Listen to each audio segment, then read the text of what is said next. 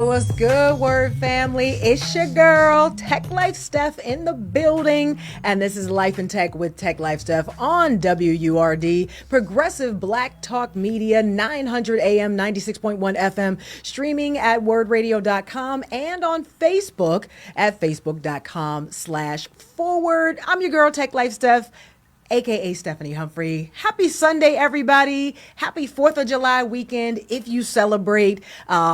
I won't leave this brother hanging for too long. You see him sitting here if you're watching on Facebook. Dr. Aaron Bass is joining me for the hour to chop it up about EastSide Charter School in Wilmington, Delaware. We'll talk about the STEM Hub. We'll talk about all kind of things. Good to have you here, Dr. Bass. Glad to be here. Glad to be in the building in Philly. Glad to be here. All right, so we are talking all things STEM education today. And, because this is a little bigger than just gadgets and smartphones, right? This is access that we're talking about. Who gets opportunities to create the technology that we use? We all consume it. Everybody walking around with a phone in their hand. Everybody got an Instagram. Everybody got an IG. Everybody got a TikTok. But how do we prepare our young people to take part in this economy as more than just consumers? We need to be the creators of this technology, and it starts with that education, and it starts early with that education. It starts with that love of math and science. It starts, in elementary school and middle school, before you ever even get a smartphone or touch a computer. It starts with that love of learning, that curiosity. And, Dr. Bass is doing some amazing work in Wilmington at EastSide Charter School to facilitate this, because again, it's more than just gadgets. It's bigger than hip hop. It's about access. But first, I would like to ask you all, when did you first realize that STEM could open doors, or are you just realizing that now? Did no one ever show you that connection? Who sort of introduced you to the idea and the concept that STEM could be, number one, a way out, number two, something that you should think about, number three, when did that connection happen? Or is it just now happening for you? Has it ever happened for you? Give us a call, 215-634-8065, or you can call us toll free, 866-361-0900. Or if you are on Facebook, you can just drop your response in the chat. When did you first understand STEM was a thing, that it was important, and that, that connection could open doors for you? Holla at us. Let us know what's up. Let's get to our tech headlines, shall we? So STEM jobs are growing. They're growing fast, but access to STEM education really still is the determining factor about who gets to participate. So a 2026 National Science Board report says that the STEM workforce grew by 26% between 2013 and 2023. So over 10 years, the STEM workforce grew by 26% compared to 9% in non-STEM jobs, and they are projected to keep growing much faster than non-STEM jobs between 2024 and 2034. So for that next 10 years, you are going to see those jobs continue to grow faster and proliferate faster. But here's what, the deal is. Opportunity has to start early. Code.org's 2025 State of AI and Computer Science Education, it tracks whether schools are giving students access to computer science, to artificial intelligence readiness. Education Week reported that only 60% of public high schools offer foundational computer science, and just 6.1% of eligible students take advantage of these courses. So even if you have the education and the content there for students to learn, they are not taking advantage of it. So when we're talking about STEM, again, this is not, just about the coding, just about It's about who we are preparing for these jobs, and who gets exposed early and who is being left out. So the numbers are there. The STEM careers are still there. Even with AI, I think STEM is still a good way to go, right? It'll be definitely disrupted by artificial intelligence. Yeah. Look forward to getting to that too. Absolutely, absolutely. So we're going to just bring our today's guest in. We have Dr. Aaron Bass, the CEO of EastSide Charter School in Wilmington, Delaware. They have just recently opened the Shamore's Community STEM Hub, a $27 million space that offers hands-on STEM programming for students and adults, including robotics, coding, workforce development, and technology education. Thank you again for joining me. Glad to be here. You've come to Delaware so often, so I wanted to make sure it was your turn. It was my turn to come to Philly. It was definitely your turn. So before we get into EastSide and the STEM Hub, I want to get a little bit about your background, your path into education, into leadership. Talk a little bit about that. Sure. For me, so born and raised here in Philly, and I remember going to the Million Man March when I was about 15, 16 years old with two brothers out of Philly who, once we got there, surrounded by a million black men and had this wonderful moment and was excited like everybody else, and then it just ended. Right. There was no next step. There was no what do you do. It was simply you had this moment, and so it just disappeared. And I feel like that was also a huge miss for that time. I was also I had a full scholarship to a place called Germantown Friends, a school here in Philadelphia. They selected 4 out of 144 people. My mom woke me up, had me go to this school. And so I'm in high school at Germantown Friends on full scholarship, coming from my community, and then just had this experience at Million Man March. I took from that, I have to do something. Yeah. So that's when I decided that I would start teaching. It was about 16 years old. I was teaching in Germantown. And at this little school, Germantown Friends School, was teaching kids from Pickett, from Henry, from local middle schools.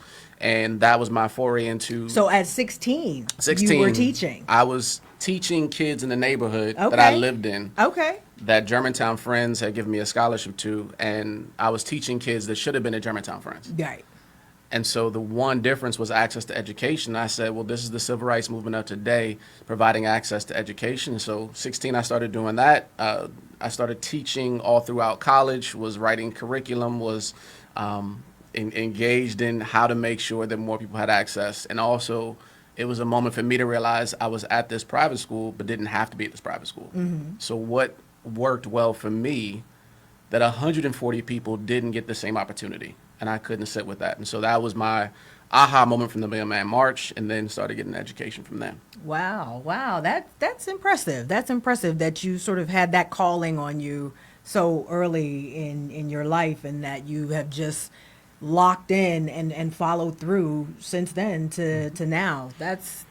I'm not mad at that. So how did you make that transition to EastSide Charter School? How did you come to how did you land there, if you will? And what did you see in not just the building, but the students and the community that made you want to go there? Yeah. I was with KIPP schools in Philadelphia. A friend of mine had transitioned from KIPP, ended up at EastSide in Wilmington, and he was leaving, heading out to Colorado. Shout out to Dr. Lamont Brown. So he called me up. The board reached out to me, and I said, "No, I'm good," a couple times, and eventually came down and fell in love with the place and with the mission. It's interesting. So what was EastSide like? EastSide was, it's in Riverside. So Riverside is the highest concentration of poverty in the state of Delaware. Riverside is the highest concentration of crime in the state. It was, insert whatever you want, EastSide was in Riverside, which was this area, which also had the highest promise. And so I'm coming into a place, EastSide Charter was the first school in America ever zoned for housing projects. So right across the street from EastSide is the Wilmington Housing Projects, and EastSide Charter was created in partnership to serve the students of that community. Oh, wow. And so we got our charter in 1997, and we're the first ones to ever do it. What's interesting is that there was a disconnect between EastSide and its own school and the entire community. So I remember when I got there, EastSide was losing about 2/3 of staff every year. Wow. So you would walk in. Somebody had the audacity even to quit as the buses were coming in on the first day of school. Oh wow. Like, So what? So let me hold on. Let me back up just a little bit. What is the significance of having a school zoned specifically for a housing project? the significance is that we are intentionally providing hope and opportunity. The focus was on giving priority to students that lived in the housing. Right. It was on making sure there's community connections. There had been some history, at least from the back end of EastSide's board and working with the community as well. And that had started to wane a little bit. And so the connection was there.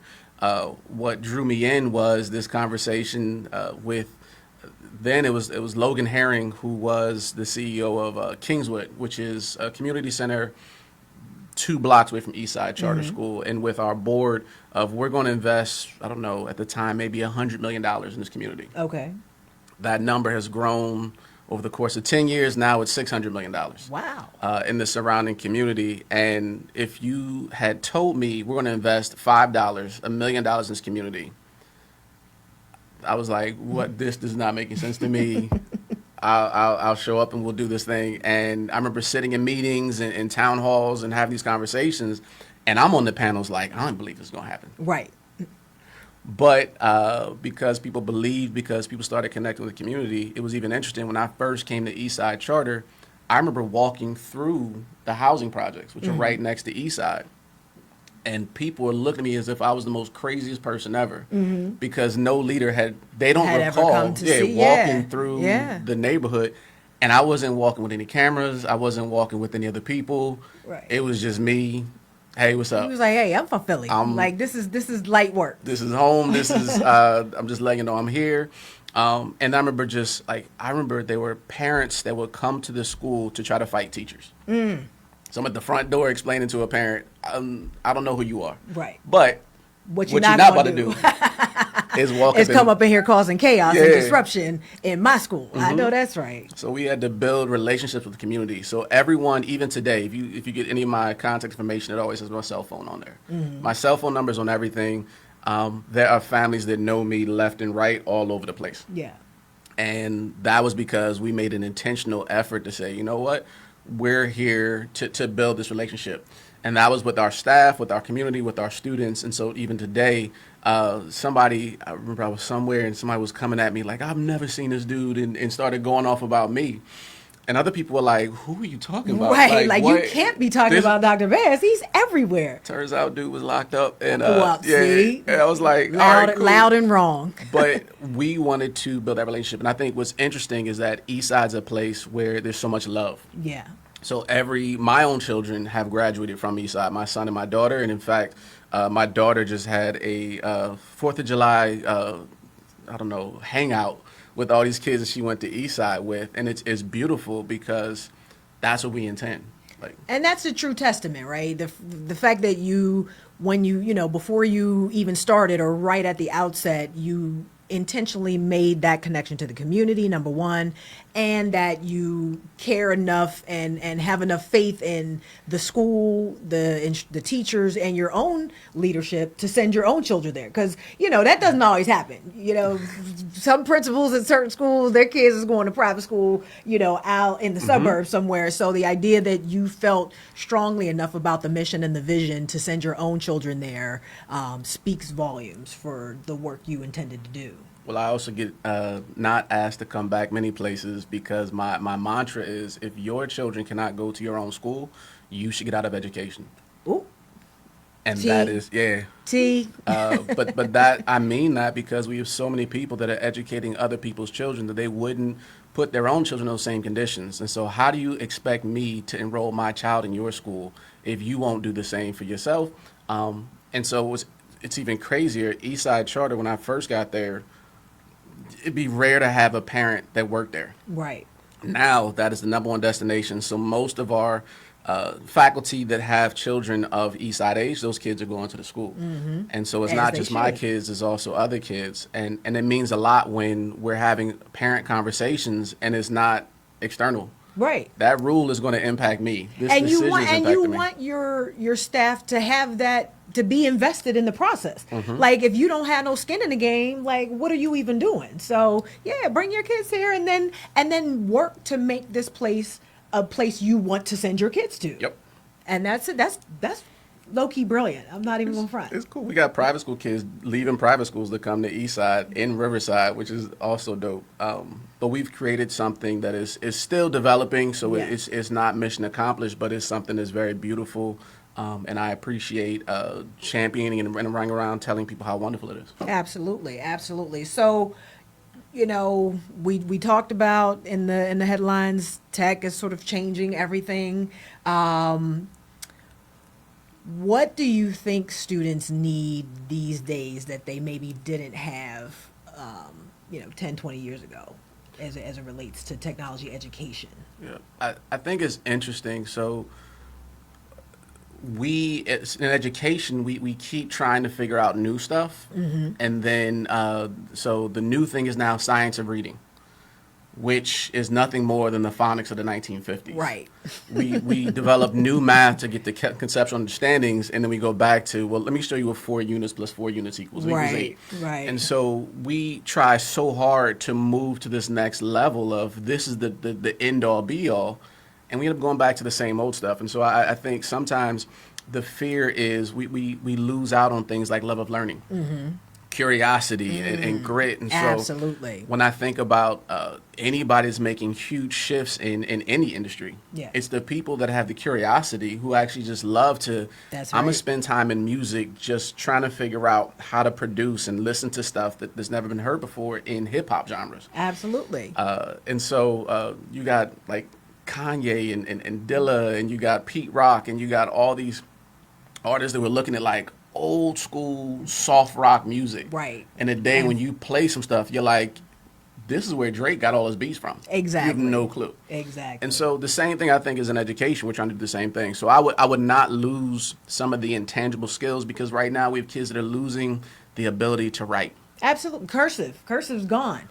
I'm Telling good. time on a clock with hands is out the window.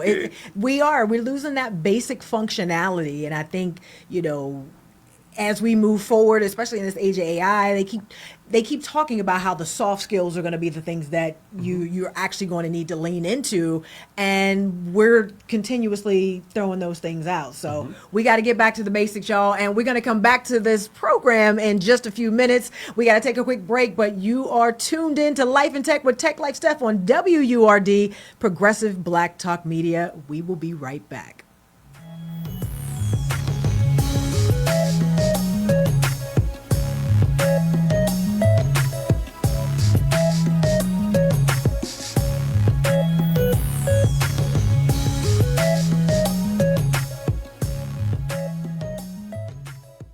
Some of the most important conversations are the ones we've been taught not to have. For too long, too many in our community have carried stress, trauma, grief, and anxiety in silence. This July, Word Radio is creating space for those conversations during Black Mental Health Month. Throughout the month, we'll explore the issues impacting our community, from caring for loved ones and supporting Black youth to financial stress, racial stressors, social connection, counseling, therapy, and more. Listen all July long as we inform, empower, and connect our community, one conversation at a time. Black Mental Health Month programming on Word Radio is brought to you by Keystone First and Community Behavioral Health. From the FIFA World Cup to competitive business environments, grand ambitions lead to game-changing achievements. At Bank of America, we're there to support businesses at every step, providing insights and expertise to help you gain an edge. He shoots, he scores! What would you like the power to do? Explore winning business solutions at BofA.com/gamechangers. Bank of America, official bank of the FIFA World Cup 2026. I suffered a stroke 9 days after I had my daughter. My baby was 2 months old when I was diagnosed with heart failure. Heart-related problems can happen up to a year after giving birth. Talk to your healthcare professional about your risk for cardiovascular disease during pregnancy. And learn how to keep your heart healthy postpartum. because caring for yourself is just as important as caring for your baby. Learn more at goredforwomen.org/postpartum. Every smile is beautiful, even when it needs a little extra help to let it shine. Cleft lips and palates are one of the world's most common birth differences. But in many communities around the world, like Port Harcourt, Nigeria, access to specialized surgical care is limited. Unfortunately, there is a higher percentage of individuals who need surgical care and they're unable to get it. Smile Train partners with local medical teams, providing the training, funding, and resources they need to deliver safe cleft care in their own communities. Smile Train's Cleft Fellowship Program, it's very outstanding, and it's improved my skills in cleft palate surgery. With the right training and support, these surgeons and clinicians can reach more patients and provide care closer to home. For families, that means something powerful: access to skilled local surgeons who can change a child's life. Smile Train, changing the world one smile at a time. Learn more at smiletrain.org/learn. Be sure to tune in Mondays and Fridays for the most current traffic and weather reports, brought to you in part by Jefferson. And now, back to Life in Tech with TechLifeSteph, only on WURD.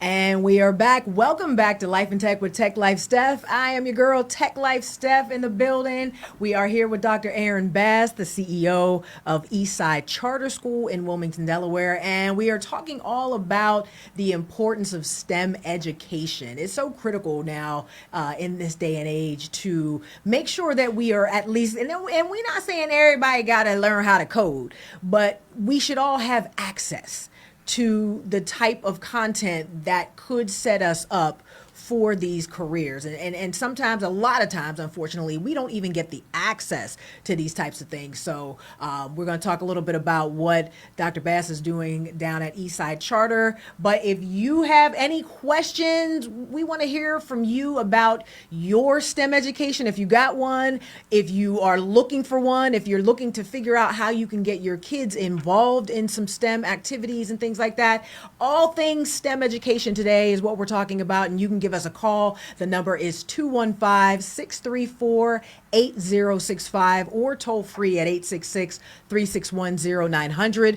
Or if you're on Facebook, we are at facebook.com/forward, and you can drop your comment in the chat. Viola is in the chat this morning. She said, this is an interesting conversation. It really is. And she said, he is being very truthful, in all caps. So Viola is co-signing everything you are saying right now. Shout out to Viola. Listen, shout out to Viola, up early, checking us out. So when we talk about, kind of sort of moving towards that idea of the STEM hub, what were the students showing you? What were they asking for maybe? Were the parents sort of asking for something? Was this move and this construction and this creation of this hub motivated by what you were seeing on the ground? Yes and no. So It's interesting. The adults are what moved the STEM hub. So I get a chance to go off and talk to people and sit in boardrooms and have conversations and discuss education and things at EastSide Charter. Mm-hmm. And most times I'm in boardrooms and multi-billion-dollar companies. And they're based in Delaware. Mm-hmm. And then you ask this one question: who's from Delaware? And you might see maybe one hand pop up. All right, cool. Who's from Wilmington? Right. No hands popped up. And this happened enough in these different conversations that I said we had to start building a pipeline. And most of the conversations, so going back to Delaware, why STEM in Delaware? Because the history of DuPont, the history of Chemours and AstraZeneca, and you have tons of companies coming out. Christiana Care is the number one employer in the entire state. It's a medical center. Right. Then you ask people, well, how do you get into STEM? Mm-hmm. And most people get into STEM because they had a good education. Absolutely. So it was kindergarten through 12th grade. They go off to FAMU, become an engineer. Ow. Rattlers. That's where Steph went. And so if that works out, awesome. But when you're 30 and you didn't have all of those things. Yeah. So then how do you create that? And so spent time with the CEO of Chemours, really just in social conversation. Right. And what I find, and most people miss this in fundraising, if you want money, ask for advice. If you want advice, ask for money. And too often people are asking for money. Yeah, that's free game. But most times people will tell you, "Oh, Steph, you want money? Let me tell you the things you should do for your show to then get money." To get money, yeah. I didn't ask you for that. No, I needed a check. Yeah. So Mark, the CEO at the time, we were having these conversations, and I said, "Well, where's your pipeline coming through for Chemours? How are you developing that?" So Chemours is an international company spun out of DuPont, and we ended up, well, let's create one. We'll build a STEM hub. And they wrote a check for $4 million, and we had never even, there was no formal application. Yeah. It was just, we're trying to help you build this pipeline. Right. You have a need. We can help you meet that need. Yep. So let's do this. And on the other side of it, so education, look, I don't understand. So I'm a professor of grad school and education and taught everything from kindergarten through doctoral studies. Here's the thing I know about education. Education is a money game. It is not just simply reading, writing, arithmetic. And so if you look at the top quintile in America, if you live anywhere in America and are the top quintile earners, so the top 20%, your children will graduate from college at 80%. Doesn't matter where you are. Right. Pick any state. If you're in the top 20% of wealth in that state, 80% is the graduation rate. Right. If you're in the bottom quintile, the bottom 20%, 10% is your graduation rate. Wow. So how do we go from 80% if you have money to 10% if you don't have money? And this is anywhere in America. So the issue is not about just access to schools. The issue is more so about what are parents doing? And so if I could figure out a way to get more parents into that 20th quintile. Yep. So if and we have job opportunities that start off at $60,000 a year. Yeah. 60 to 80,000 for the starting salary, when the median income in Riverside right now is about 20,000 a year. So if I can take somebody who is making 20 grand to make 60 to 80, and in the STEM careers, so you talked about the increases right there. Most of the college grads entering into STEM don't want to stay in those entry-level positions. Right. So Chemours, like many other companies, they were saying we're losing the entry-level people because they'll come in making 60, 80K, but they want 140 because they just graduated from MIT, from the University of Delaware, from Penn. And so what if I can get you a stable group of people. And a steady pipeline. Steady pipeline and the work you're doing. So you're talking about getting lab techs. Lab techs are nothing more than just reading information and reporting and doing some of the same experiments. And doing that repeatable, yeah. Yep, which is boring if you graduated with an engineering degree from FAMU. Right. But might not be boring if you were just working at Amazon. Right. And now you're making 60, piping, chemicals into a test tube. Yep. Genius. So that was our thing, was simply, it wasn't so much the students. The students have benefited. What it was for is for the public and for the community. And by doing that, we started having more conversations. And so that's what led to more partnerships. It was, well, where are you getting your pipeline? We can build your pipeline. And we also don't charge. Right. So I have businesses coming in that are training people on everything from becoming lab techs to nurses to in real estate, financial literacy, advanced manufacturing, coding, gaming, news and marketing, you name it, we're doing STEM, but we don't even charge people for it. Right. Because our funders were able to help us out and establish something. So let's talk about that, this process. How did this get done? Now, you had that conversation with Chemours. They wrote you a $4 million check, but it took $27 million to get this over the line. Plus, I'm sure all types of buy-in from government, from all, like, what did that whole process look like for somebody who may be a principal at their own school or in education, thinking, wow, this sounds amazing. I would love to have this for my school. I know, we probably don't have enough time, honestly, to boil down everything that happened. And I don't want to trivialize the work that you did, because I know it took multiple years, multiple meetings, lot of things, blood, sweat, and tears. A few weeks of hanging out. A few weeks. But talk about what that process looked like, sort of give us that overview, that 100-foot view of what that process looked like from start to finish. So, and it's Chemours, the chemical company. Chemours. Yeah, Chemours. Yeah. I keep saying Chemours. Chemours. All Chemours. right, I got you. So that was we went from raising, I think we were raising at the time, $300K was our max per year. To then we went from $300K to about $12 million per year. Okay. In fundraising. And so 12, 13 million. That $4 million, we initially thought the project overall would be $8 million. And then, by the way, architects lie. All of them, they lie, and I found that out. It's always going to be triple what you think it is. Yeah, it was like, $8 million. All right, cool. So we're having this conversation. Chemours gave us half. Okay. So half of $8 million Because because they told you it was going to be 8. I was like, great. Right. So we went back to Chemours and said, hey, Chemours, can we get some more money? Because it's half. They were like, no, we gave you 4. But money begets money. And so the thing in fundraising is that once you have people that are stepping up and making serious contributions, you'll see other money come in. People want to be involved in what is successful. And so that led to more money in many different areas. And our partners came in, and it was people that we've been working with. I remember having to fight for $2,000, $5,000 to get to our totals for the year. We started getting to a point that people were saying, we want to be a part of this because we see the need.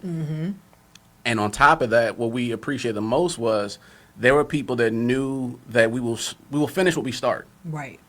And part of the complaints a lot of funders were having was, we've put money in this certain group. It didn't pan out. We're still waiting for this certain thing. It didn't pan out. When they put money into what we were doing, we're giving progress reports the entire time. That's right. Our partners are coming on, and so they started seeing it wasn't just us. The beautiful thing that we're doing, so you asked, well, what other school leaders could do? The best thing we do is we don't do anything. And I'll unpack that. So educators are being asked to solve an economic issue. So we already know if your family has money, you will graduate from college. If your family doesn't have money, it's a 90% shot you won't graduate from college. Right. And we can expand that into careers, et cetera. But at the same time, if you told me 80% versus 10%, that's simple. So why are we making educators solve all these issues? Right. And then make them spend extra time, learn about coding, learn about 3D printing, learn about everything else. So what we did was we said, educators, we're going to build this space out. We don't want you to do anything different. We then went to other partners and said, hey, partners, we want to provide this number one community resource, access to STEM, and we want you to be a part of it. So people started jumping in. So we had Urban League jumped in. Code Differently is doing hackathons and training people in drone technology. We had DE BioConnect. So BioConnect is a company that will train lab techs. They started at our STEM Hub. And they've gone through, they're about to have their 4th cohort right now, and they will take anybody who is interested, train them to be a lab tech, and then connect them with job opportunities. Nice. And so Flux is a company, it's based here in Pennsylvania in Norristown. I remember going to this company, does all ed tech, and we're about to spend, I don't know, maybe $1 million or so. And I said, hey, I can give you money. That's not my issue. Right. My issue is I'm going to waste the money because I don't know what this stuff is. I'll figure 3D printers out, and I'll figure some other stuff out, but I can't do this all the time. And I remember when I was in KIPP, like many of the schools, would take over school buildings, and we would take over these buildings and find computers in boxes that were never opened. Because you didn't have the human capital and the manpower that knew how to use them effectively enough to help the students. So now it's just sitting there collecting dust. So you have superintendents that'll make these grand gestures. We're going to be the number one district in artificial intelligence. Every student gets a laptop. Every kid gets a laptop. And then the teachers are like, we weren't a part of this conversation. Exactly. So and we don't know how to run the software on this laptop that you're trying to get every student to have. So bring the people who run the companies that do the things that you're bringing them in for to run the programming and provide the training and the education, because they're the experts anyway. Yeah, Flux is, we created the first Delaware Flux site. It cost them about, I said, how much does it cost to build a new one? Ryan, who's the leader there, said it cost about $4 million. I said, great, I'm spending $27 million. Let me know when you want to start. And now they have staff that are there that, one, are teaching our staff and our students every week. They're stationed there 2 to 3 days a week. And then they also provide training to any adults in STEM education. Wow. So we have folks coming from D.C., we have district leaders coming, we have other states coming to Delaware. And they don't come talk to us. They will spend time with Flux trying to figure out, well, what's the best 3D printer? How am I doing this carver right here? We now have students this upcoming year that are building EV vehicles. Wow. Electric vehicles, just like the Tinker Toys back in the day. There's a new company. Every time something new comes out, because of our partnership with Flux, we get it. So now I have students that are going to be building their own electric vehicles with EV batteries and ride them around the school and doing other stuff. And these kids, they have robots that are there, and so interested in robotics. We have my niece, who's 2 years old, learned how to code on a robot from our partners at Flux. That's so dope. That is so dope. So let's talk about Chemours STEM Hub. Let's talk about it from the student perspective first. What does that experience look like? A student walks into the STEM Hub for the first time. What does that experience look like for them? So one, when you walk into the building, we wanted it to look like something that was amazing. We have one of our board members, Charlie McDowell, great guy, was saying, I want it to like it's going to just like take off and fly. Like I want you to walk into something and feel like it's going to be amazing.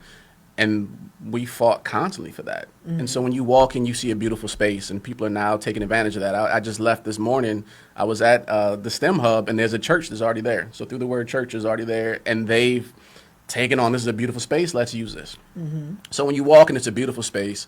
You're surrounded by a lot of ambient light and from a lot of natural wood, and you're also surrounded by murals of our community. Nice. So the first thing you see is murals from a guy, actually Eric O'Day, who is a mural artist out of Philly, my mom's student from Kappa. But you see students and community members on our walls represented, so you know exactly what's there. You see, when you walk in, you also see TV screens. Our students create their own news shows. Nice. So there's another company that's there, DETV, Delaware Television. Oh, yeah, Ivan Thomas, who's also a parent. So his own child is there. And when you walk and you see students that produce their own news, their own stories. And so students are seeing themselves everywhere they walk in. I love it. And then there's labs, there's other stuff. There's a gaming center, so they can actually get into gaming. Are you connected with Malcolm Coley? Malcolm Coley was Future First Gaming was one of our first partners with the project, and having students engage in that. We're now positioned we can even do any game tech setup with our own TV studio and with the gaming lab. And we're even having private schools and colleges come over and say, this space rivals what we currently have. Wow. And so we didn't want our children to ever feel like they're second-class citizens. That's right. And that for a long time in Riverside, that was we don't expect much of you, so therefore we're going to keep some of the same rundown stuff. And that's the thing I think people don't understand about, we hear a lot about the inner city and, the ills and the problems.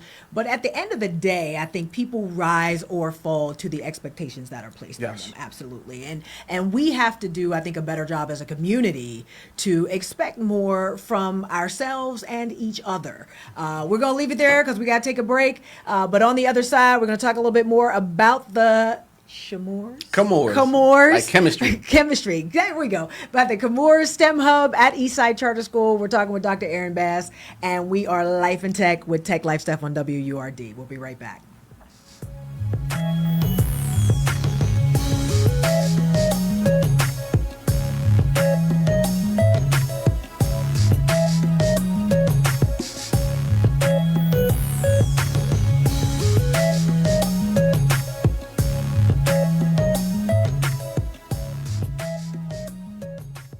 Want to be heard on Word? I just wanted to tell you that I really appreciate your program. Well, thank you much. We appreciate your call. Call 215-634-8065. That, of course, the number you can call to get in on the conversation. Thanks, Solomon. And if you're calling outside of Philadelphia, dial 1-866-361-0900. First-time caller? Great. We'd love to hear from you. Word Radio is the voice of the African-American community, so make yours heard. Please limit calls to once per day. Spread the word, tell a friend, and tune in and join the conversation.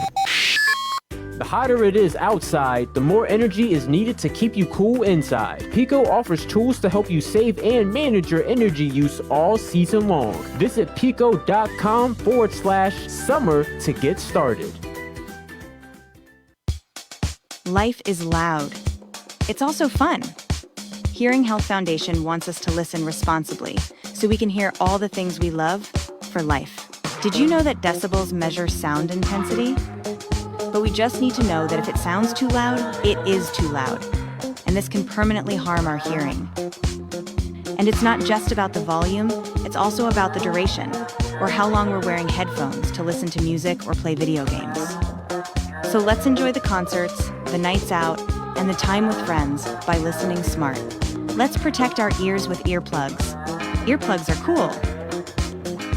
And let's rest our ears by taking breaks in quiet, and we can turn it down even a little to help save our hearing a lot. Hearing Health Foundation wants us to keep listening to the sounds we love for life. Learn more and get more tips at hhf.org/keep-listening. Hi, human. I'm a micro monster swimming around in your plastic water bottle. But I can't wait to swim in your bloodstream soon. Microplastics are micro monsters. Drink me. Wait, what are you doing? But you can fight back by using glass or metal reusable water bottles. No! Don't let microplastic micro monsters invade your body. Find more ways to fight back at stopmicromonsters.org.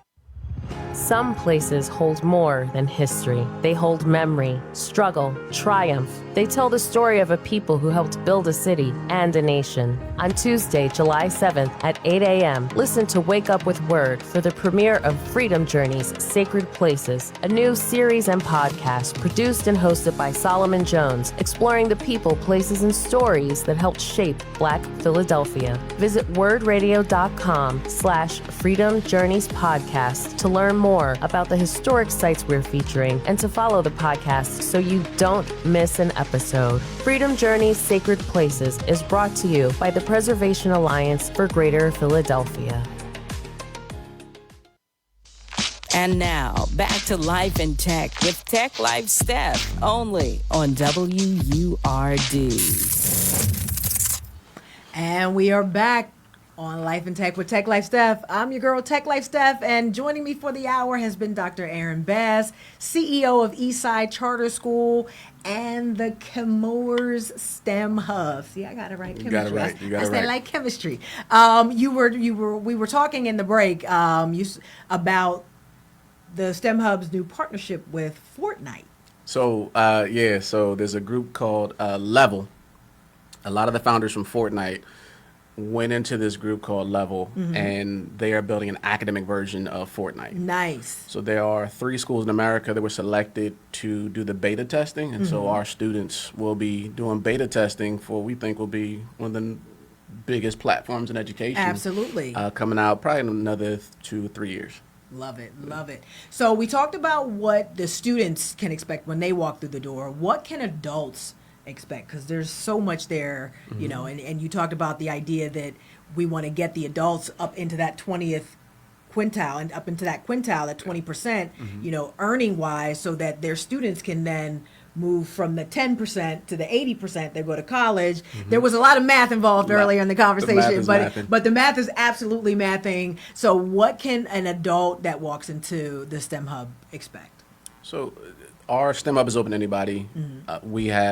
Sometimes there's job fairs, and so we'll have a job fair and have people be hired on the spot. And that's everything from STEM industries to there's temping. There's also some service industry. There's even we will train you to drive a bus, get a CDL license, and then either work within a school bus, or you can take that and parlay that into something different. So what we try to do is access. We even have worked with nursing. Okay. And for nursing, the STEM Hub is able to get funding for not only the nursing classes, that was CNA, phlebotomists, and EMTs, but also pay for their laptops, pay for transportation, pay for their daycare, literally set up everything to remove obstacles for parents to enter into nursing careers. Right. And so I think the biggest thing you'll find is that there's access, and some of them you can apply for the companies that are interested in even partnering with us. We do not tell you who to hire. We don't tell you we have no targets. Right. We just want to create this incredible space where businesses are flocking to, and they can find people, and they can then create their pipelines. And we've proven that time and time again. We're finding that we're getting as many as 8 applicants for every 1 opening. Wow. That's what's up. Mm-hmm. So what do you want families to understand about STEM if they don't already have a kid that is I was the kid that loved math and science, so it was pretty obvious how that was going to go and what my academic career was going to look like and that whole thing. But what if you have a family that maybe doesn't necessarily have that kid, or how can they foster and nurture that love of STEM ideas and STEM topics in their kids? Yeah, there's so when you look at the top quintile economically and the bottom quintile economically, there's something in sociology called habitus, and it's a complicated concept. It just means this: habitus is, I went to Germantown Friends and I saw kids whose parents were bankers, right, and they learned how to become bankers. Mm-hmm. I watched kids whose parents were medical doctors and they became medical doctors. Mm-hmm. And so it's not so much the formal conversation. It was taking your kid to your college reunion and talking about what it means to be a legacy at an Ivy League institution at age 5. Right. It means having your child sit in different places and watch the work that you do and take some things in through osmosis. Mm-hmm. And it's interesting because in education, we have removed education from the work world. I don't know why. So children do not get a chance to see. So we're not seeing take your child to work day happening Or too much anymore. Also, kids aren't seeing themselves in those places. Right. And so how do you then provide access? It's great that you want to be an engineer, but I need to see somebody who's also a black engineer. That's right. That I can look at and be like, I can be that person. So we even have people that work at NASA that are coming and having conversations, and even they're engaged in this conversation of, we want to not only teach people how to do this, but also see people that look like them in this work. To understand that it's possible. Yep. So Comores will send their scientists out and show them different demonstrations and conversations, but also talk about the money they're making. Mm-hmm. And so our children who are not used to seeing all this, and so for a parent, if you're not making $100,000, $200,000 a year, that's fine. Right. That is completely fine. That wasn't how I was raised in Philly. Shout out to Elsa Bass, who's currently in church, and I know you are, Mama. And I'm gonna make it there. But what I can say is that you need to surround. My mother surrounded us with people that were doing that, and so the same thing for Habitus is make sure that you are connecting your children not just to careers in STEM, but also to people and leaders and role models that they can follow. And if they want to move in that path, they can. They can. If they don't, they've been exposed. That's right. And they can find what they want to do. That's right. So what does success look like for EastSide Charter School and for the Comores STEM Hub in 5 years? What would you want to have happen? So far, we have trained about 500 people in different STEM careers, adults. Mm-hmm. So trained and had them in job opportunities and careers. So 500 people. We've hosted about 4,000 people since we opened up. Okay. I would love to see those numbers increase. So I'd like to be training 5,000 people every year. Wow. We love to see businesses. It's ambitious. It's ambitious, but it's doable. It's doable. Mm-hmm. The people are here, and we've already proven the possible. So I'll take you just 2 quick stories that led to our STEM Hub. One was during COVID. The state was trying to do COVID testing in Riverside. Mm-hmm. So 19802 where we are. And during COVID, people thought, well, I don't trust institutions because that's how you get the COVID. So they were testing in maybe half a mile away, 2 blocks away, and they would get maybe 20 people. They started testing for COVID on our parking lot, and they were testing 1,000 people in 3 hours. Wow. And they said, what is different? We said, we don't know, because we weren't in charge of the COVID testing. Mm-hmm. But what people started noticing was they trusted us. Mm-hmm. And so our families were then coming. They saw me do it. They saw their nieces and nephews. And then people were going, because they need to get their COVID testing for their job, they would come to our same site. Right.